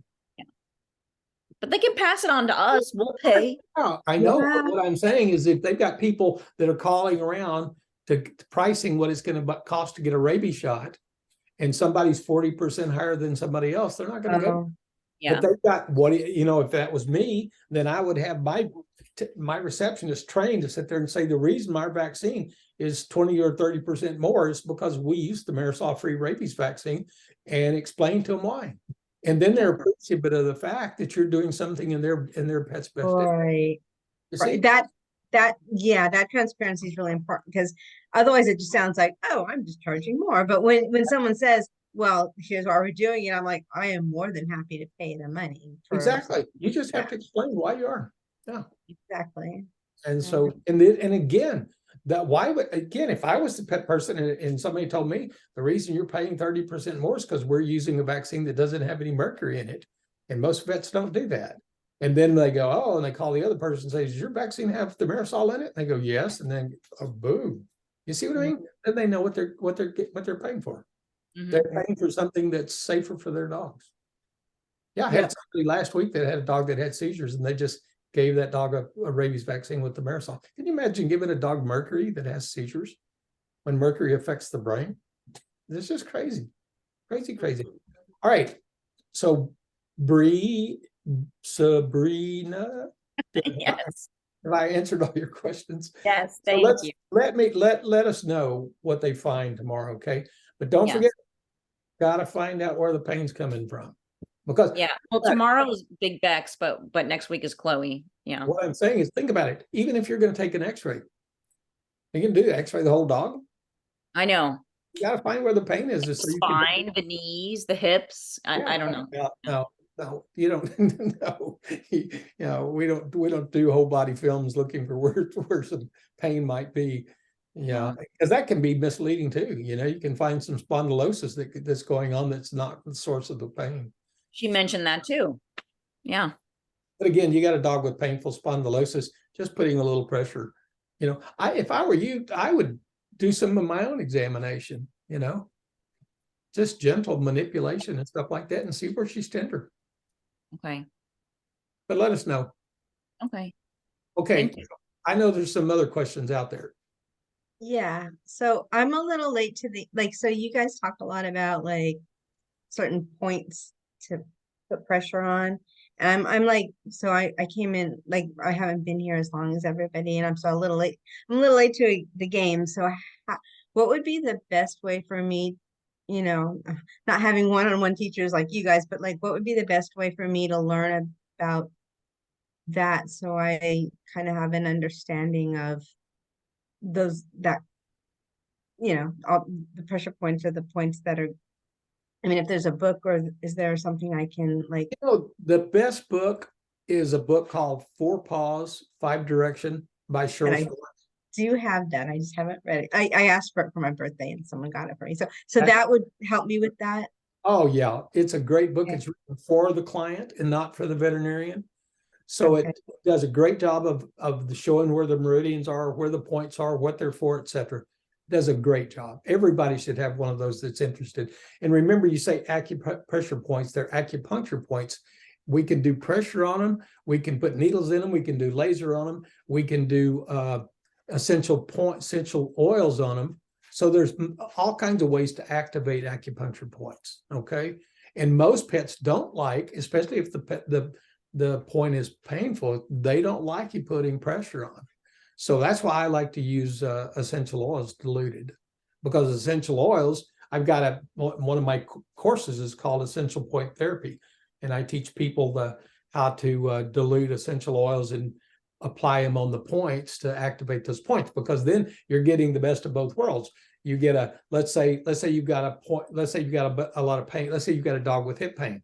Okay. So you want to do some at-home acupuncture point activation. So what you're doing is you're saying, okay, I'm going to find out what points that are going to benefit. So you're going to do some regional points, gallbladder 2930, bladder 54, that's around the hip. Then you're going to do so anyway, you're like getting Cheryl's book and you say, oh, or you get like my course that says if your dog's got hip points, this is what the points you use. These are the essential oils. So anyway, so let's say you got pain, and so what you're going to do, you say, I'm going to use essential oils. So what essential oil is going to be good for this? Frankincense. Frankincense is really good. Cobaiba is really good for inflammation. So I'm gonna use one of those two, and I'm gonna dilute it, and then I'm gonna put it on these points, and all I'm gonna do is just put it on the skin, no pressure or anything, just apply it to the skin. So I'm getting the benefits of the essential oil, which is going to relieve inflammation, but the high vibrational energy of that essential oil is going to activate that point as well. Okay. So I'm getting both the best of both worlds. That's why I like doing essential point therapy. And Sabrina was talking about how she put a needle in the dog, and then she went to laser. I needle dogs for 15 years, and then I went to laser. And the only time I ever used needles again was if I had a spinal injury. And but so there's lots of ways to activate points, and but pressure is my least favorite because it usually is painful to them. Now, So when you say are you diluting with water? Liquid fractionated coconut oil. Oh, Yeah. write that down. Okay. Yeah, I generally put 10 drops of the oil into 1 tablespoon of the fractionated coconut oil. So 10 drops of the essential oil into 1 tablespoon of the fractionated, and then I'll put it in a little glass jar, and then you just put a couple of drops on your index finger, and you just rub it on the skin right above the points. Works really well. Okay. That's really Dr. good to Thomas, know. you should have like a little seminar where we can all fly to your house and you can show us on your dog. He's teasing. No, We'll camp in your yard. they're not coming. Oh, we And need I- to see the spots, because Melissa, I mean, you're saying like we know, but I don't. I mean, Dr. Thomas mentions them, and then I look them up on the meridian chart, and it's so Okay. hard to know, because I've been doing like stomach 36. I thought it was something totally different, and I asked the acupuncturist, and I'm like, oh, There- because unless you get the right angle, I thought it was just something on the outside. I didn't know that. I don't know. I There you feel go. like it's so. And I tell a lot of people go and have acupuncture done. And I'll tell them, if you have trouble finding a point, have your acupuncture show you where they are. You know what I used to do when I had people come into my office and I was doing acupuncture, I would take a felt tip pin and I would make a mark where those points were so they could activate them at home. Sounds cool. That's how they could find it. Yeah. So doing it, you know why I liked having my clients doing it at home? Because they're involved in it. You know what I mean? They've got that focal intention. They're the one that's in there saying, I love you, and I'm going to help you by doing this. I could be out here having a cold drink or whatever, watching something on the boob tube or reading a book, but I'm going to take my time and I'm going to, because I love you, and I'm going to try to help you here. Man, that's energizing the energy work. Yeah. Yeah. Well, we can be consistent with it because we're with our dogs every day. So we can, that's what's so, but I'm glad to hear that, Sabrina, because I was sort of like, oh my God, everybody knows all these points. And I'm like, dang, I know, like, I'm just like, I know nothing. I'm again, I feel like I'm a baby, Me like too. in this Think about it, journey, but if you're not real sure exactly where that point is, just make your point, your spot bigger. You know what I mean? It's not gonna hurt. Yeah. That's what I asked Dr. good. Thomas that I would go down the leg and just doing points and just hoping, I mean, that eventually I'm You're sure I gonna have, get one. yeah. Okay, that's good advice. Thank you. I can do all that. Okay. I'm the same way. That and the pendulum, Dr. T, you got to do a class. Yeah, and you could actually do points with your pendulum to check which ones needed to be worked on. Me and Jonna would be awesome at it. Yeah, I know you would be. Because you guys went to that wonderful class So, that I missed. so our next Zoom meeting, we're gonna have a Jonna and Sabrina demonstration on how to do a pendulum. Presentation. And they're only gonna charge you $200 each. Exactly. We'll recoup. Yeah. You get your money back. Oh, how That's not funny. to. All right. Okay, so did I say it right? I'm so sorry. Yeah. Oh, yeah. That's right. I know you've got questions. Yeah. It's just one thing after another with this dog. Well, there was one thing after another off most of them. So Yes. I've got a Labrador I'd be happy to give you right now. Oh. Yeah. I don't think I can deal with the lab energy, honestly. So what's going But on? yeah. Well, I mean, we're doing pretty well with the seizures. Today's day 49 since his last seizure. Good. So that's good. He's responding really well to subdued internal wind. Good. Super. His appetite's still crappy. Sometimes he just doesn't want to eat. And I think it really has to do a lot with the heat because he's so heat intolerant. And lately we've been dealing with the incontinence issue that I wrote about this earlier today. Okay. Yes. I mean, would I rather deal with that instead of the seizures? Absolutely. But I'm just kind of concerned like why it's all happening. Yeah. Generally speaking, they have to be really, you're talking about the heat situation, that to be really, really, really hot to turn off their appetite. Cold turns off the appetite much faster than heat does. Matter of fact, when you have excess yang in a dog, most of the time their appetite kicks up. Like when we talked about Jonna's cat possibly having hyperthyroidism is a yin deficiency. And so because they're yin deficient, they get excess yang, which increases the internal heat, and that picks their appetite up. They start getting hungry. Cushing's disease, again, that's a heat-related problem. Their appetite goes up. So most of the time when we've got an internal excess heat thing, their appetite goes up. So if the appetite's going down, then usually, again, inappetence in the dog from a strictly Chinese medicine perspective is a spleen imbalance. So then we have to sit here and say, what's causing that spleen to be imbalanced, and go from there. But what I want to do is I want to go back and review my notes with your dog, okay? And then shoot you an email, okay? Okay. And he's been on what's it called? Four Marvels? Yeah. Yeah.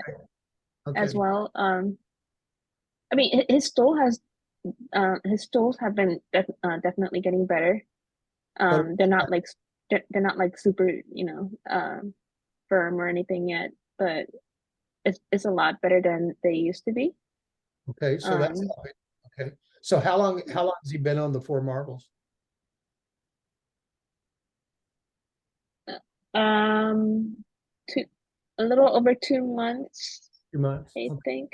Yeah, I think because we had our consult in mid-June, so Okay. he's been on that since then, or the end of June. Yeah. What I typically do, and with dogs or cats, whatever, with these individuals that have multiple problems going on, and most of them do. And so let's say you have a dog that's having seizures, you have a dog that's having GI problems, et cetera, then it's like an onion with layers, okay? And so what we try to do is we try to work on the external layer first, and usually that's the most, I don't want to say the most serious problem. You know what I mean? So let's say I've got a dog that they contact me and it's got brain cancer, but it's also got several other hypothyroidism going, et cetera. Well, I'm going to be focusing on primarily the imbalances that are causing the life-threatening situation first. Okay. And Right. it's, you know, me and my stories. I remember back in the old days when I had a dog come in that had been hit by a car and it had all these broken bones. It was in shock and everything. It had a little bitty laceration on its leg, about this long, little superficial laceration. And the owner was freaking out. She kept saying, "When are you going to suture that? When are you going to stitch that? When are you going to stitch that? When are you going to stitch that?" And I said, "If I take time to stitch this, your dog's going to die because it's trying to die. It's in shock right now. So I got to put that on the back burner." So you prioritize in life-threatening situations first. So, but then what I also try to do is I try to sit there and say, okay, I've got this problem and this problem due to these imbalances here. And so is there an herbal formula that I can get 2 birds with 1 stone? You see what I mean? And so I'll try to do that. I'll say, okay, this is going to help with the seizures, but it'll also help with this problem too.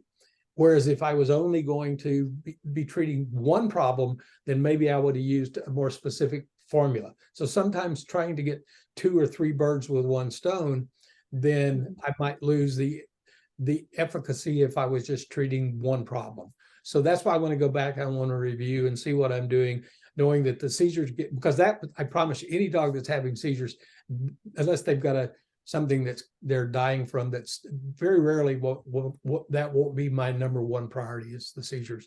So like you said, you're using, which herbal formula you're using for the seizures?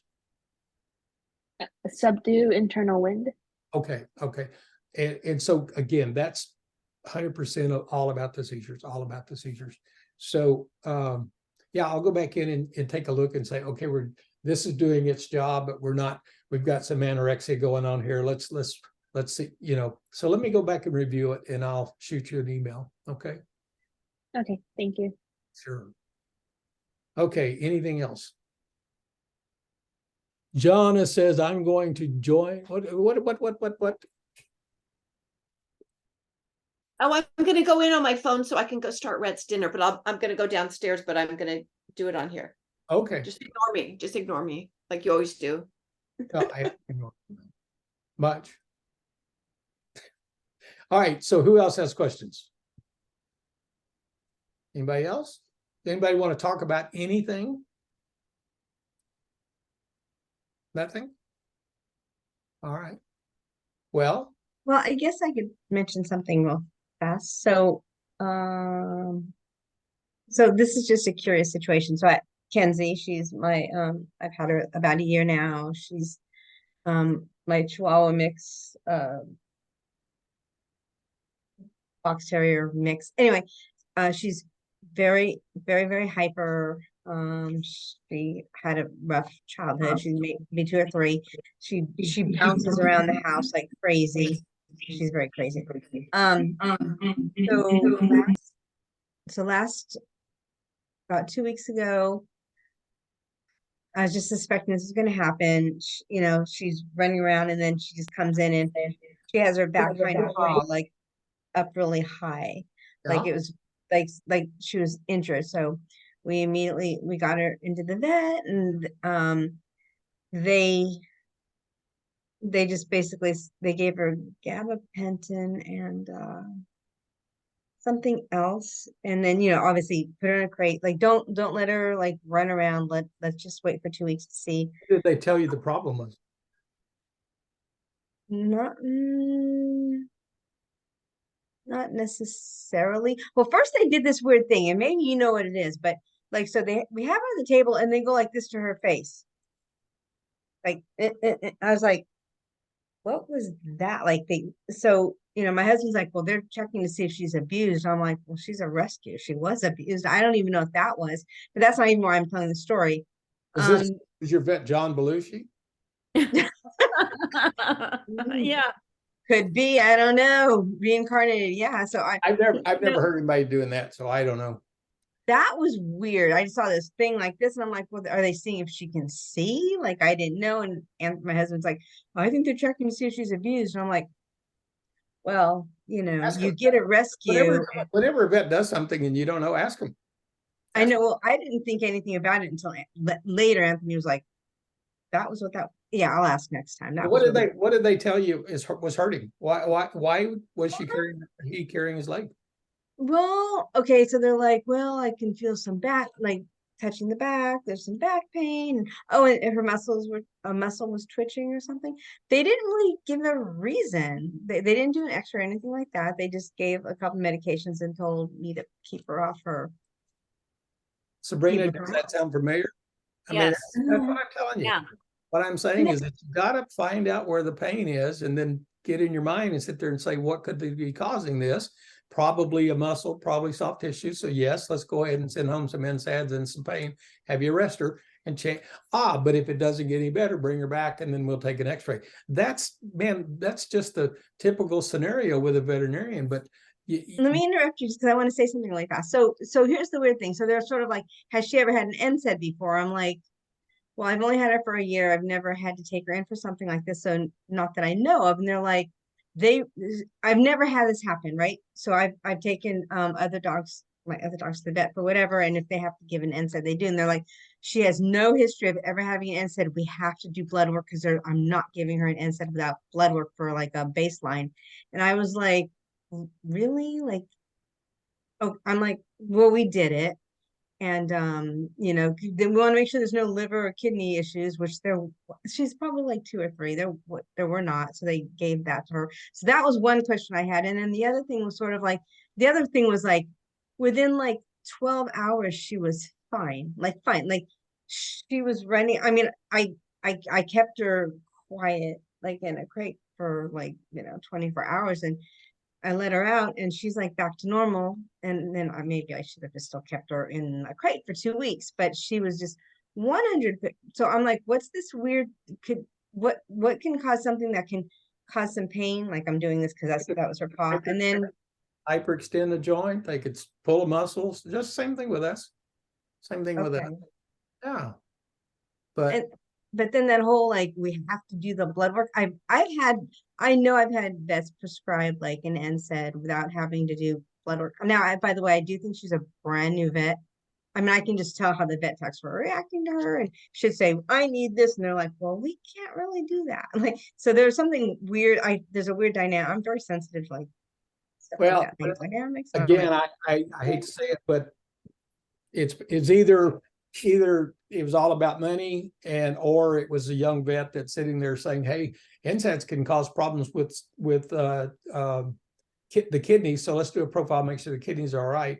But majority of the time, if NSAID's going to be a problem, it's going to be causing upset GI, and there's no blood work that's going to tell you that. The other thing too is that a lot of times the blood work's perfectly normal, and then you give the NSAID and it stresses the kidneys, and then they get sick. So that's just money in their pocket. I've never heard anybody say that before. Yeah, that's why I wanted to ask about it, because obviously I'm not a vet or vet tech, or I don't work in the field, but I have had, I've taken my dogs in for things. I've had dogs my entire life, so I've had, I've taken them in, and I've never said someone say we have to do a blood test. And I'm like, really? Like, I was just like really? Like you're. She's like, nope. I was like, I had and this is another example I had a lady that consulted with me a couple of weeks ago, and her dog had a mast cell tumor on the lower part of the leg, and she took it to the vet, and the vet said, told her it was a mast cell tumor, told her that it could not come off surgically, it was too big. And if they took it off, then they would have to send to a specialist, get a skin graft put on there to get it to heal and everything. And you know, the first thing that I asked this lady, I said, how old is your vet? I was, how old is your vet?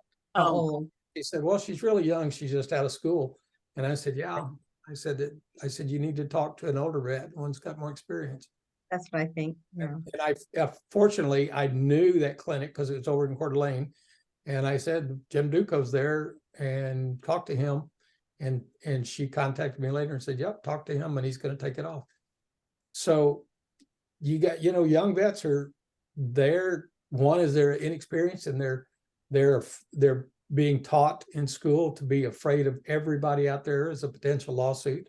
And so if they think for any reason in the world, that I give this and it causes a kidney problem, but I didn't check the blood or the liver problem first. Just, it's inexperience. It's inexperience. And unfortunately, we end up, it's like this lady, if she wouldn't have gone to the other vet, that tumor would have just kept growing and growing and growing, and she'd end up having to put that dog to sleep.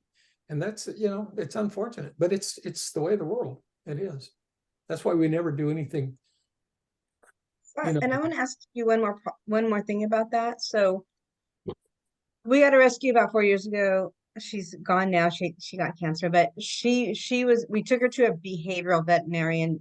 She was a rescue, like I said, from an organization, and she had some very severe behaviors. And so long story short, they put her on Prozac every day, Xanax for like severe situations like a thunderstorm or something like that. So so that's the background. And then so the same vet with Kenzie, who is extremely like high strung, like in the beginning, like I looked it up and we don't do this anymore, but would give her a little Xanax. In the beginning, she was just a wreck, like bouncing off the walls. We don't do this anymore, but Anthony's like, oh, we used to give her Xanax. I'm like, is that even relevant to her paw problem? But that vet got so, like, you could just see she got so upset, and she's like, Xanax is for humans, not for like dogs. And I'm like, okay, we only did that because we did have a behavioral, like she was out of control. Like I said, we don't do that. We've done other behavioral things. She's doing much better. But anyway, he and I felt like we were just chastised, like, and it felt so horrible. And I'm like, but anyway, so do you have any thoughts on Xanax? And I don't plan to give my dog Xanax. It's just, it was something. I just don't use it. So I don't have any.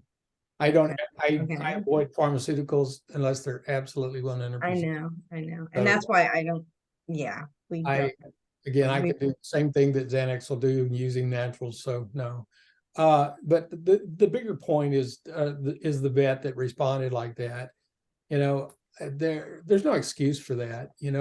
Veterinarians are supposed to be kind and compassionate, and for some reason we're losing that profile. But they're out there. You just got to find them. Anybody that their ego gets, I'm the doctor, how dare you? You don't want that. Oh, it's like, I thought it was a teachable moment. You can say, no, that probably wasn't the right thing to do, but here's the plan for going forward. But no, it was just like, we should not be talking down to people. Yeah, no, there's no excuse for that. Felt bad. Excuse for that. Don't tolerate. Yeah, listen, that reminds me of when I was like bullied into Chloe, like she has a stroke and you need to go to Richmond and get her to a neurologist stat. And I showed the video to Dr. Thomas and to my acupuncturist, and they're like, it's a old dog disease or whatever. She had like a little episode. She's never had it since Dr. Thomas, you recommended CoQ10 and Hawthorne Berry. She's never had it since. Yeah. But that vet, she was like, if you are the owner that I think you are, you would do this. I mean, to bully me? Yeah. To shame you. Yeah. Yeah. There's no excuse. Okay, guys. I think I've had enough. Everybody else had enough? Thank you, Megan. Thank you, Jonna. Could I ask one last question? How are you, Jolene, you still with us? Yes, I am. You doing okay? Oh, I have a heavy heart, I know. so I want my foster to feel better, and Yeah. Okay, we'll go sit I with her. think I can take a better job care of her, but I want me plus her family, and if we don't have that option. Yeah, remember, life's not gonna make mistakes. So, Yeah, yeah, let's not question what's going on. Let's just move with it. And, you know, and remember, healing is not, is, I'm moving with how I feel too. our So dreams it just also- is what it is. we can heal her from here. You know that. Okay, let's not lose the power of our ability to do our healing, because remember, healing at the level of healing, there's no time, no space. So yeah. I tell you what, let's all do. Let's all take a couple of minutes and just clear our minds and move into our heart energy. And let's just send some focused, loving intention for Jolene and for is it Nina? Nina, yes. Okay. Everybody want to do that? Okay, let's just take a few deep breaths and center ourselves. And you guys have been through this a lot. Thank you.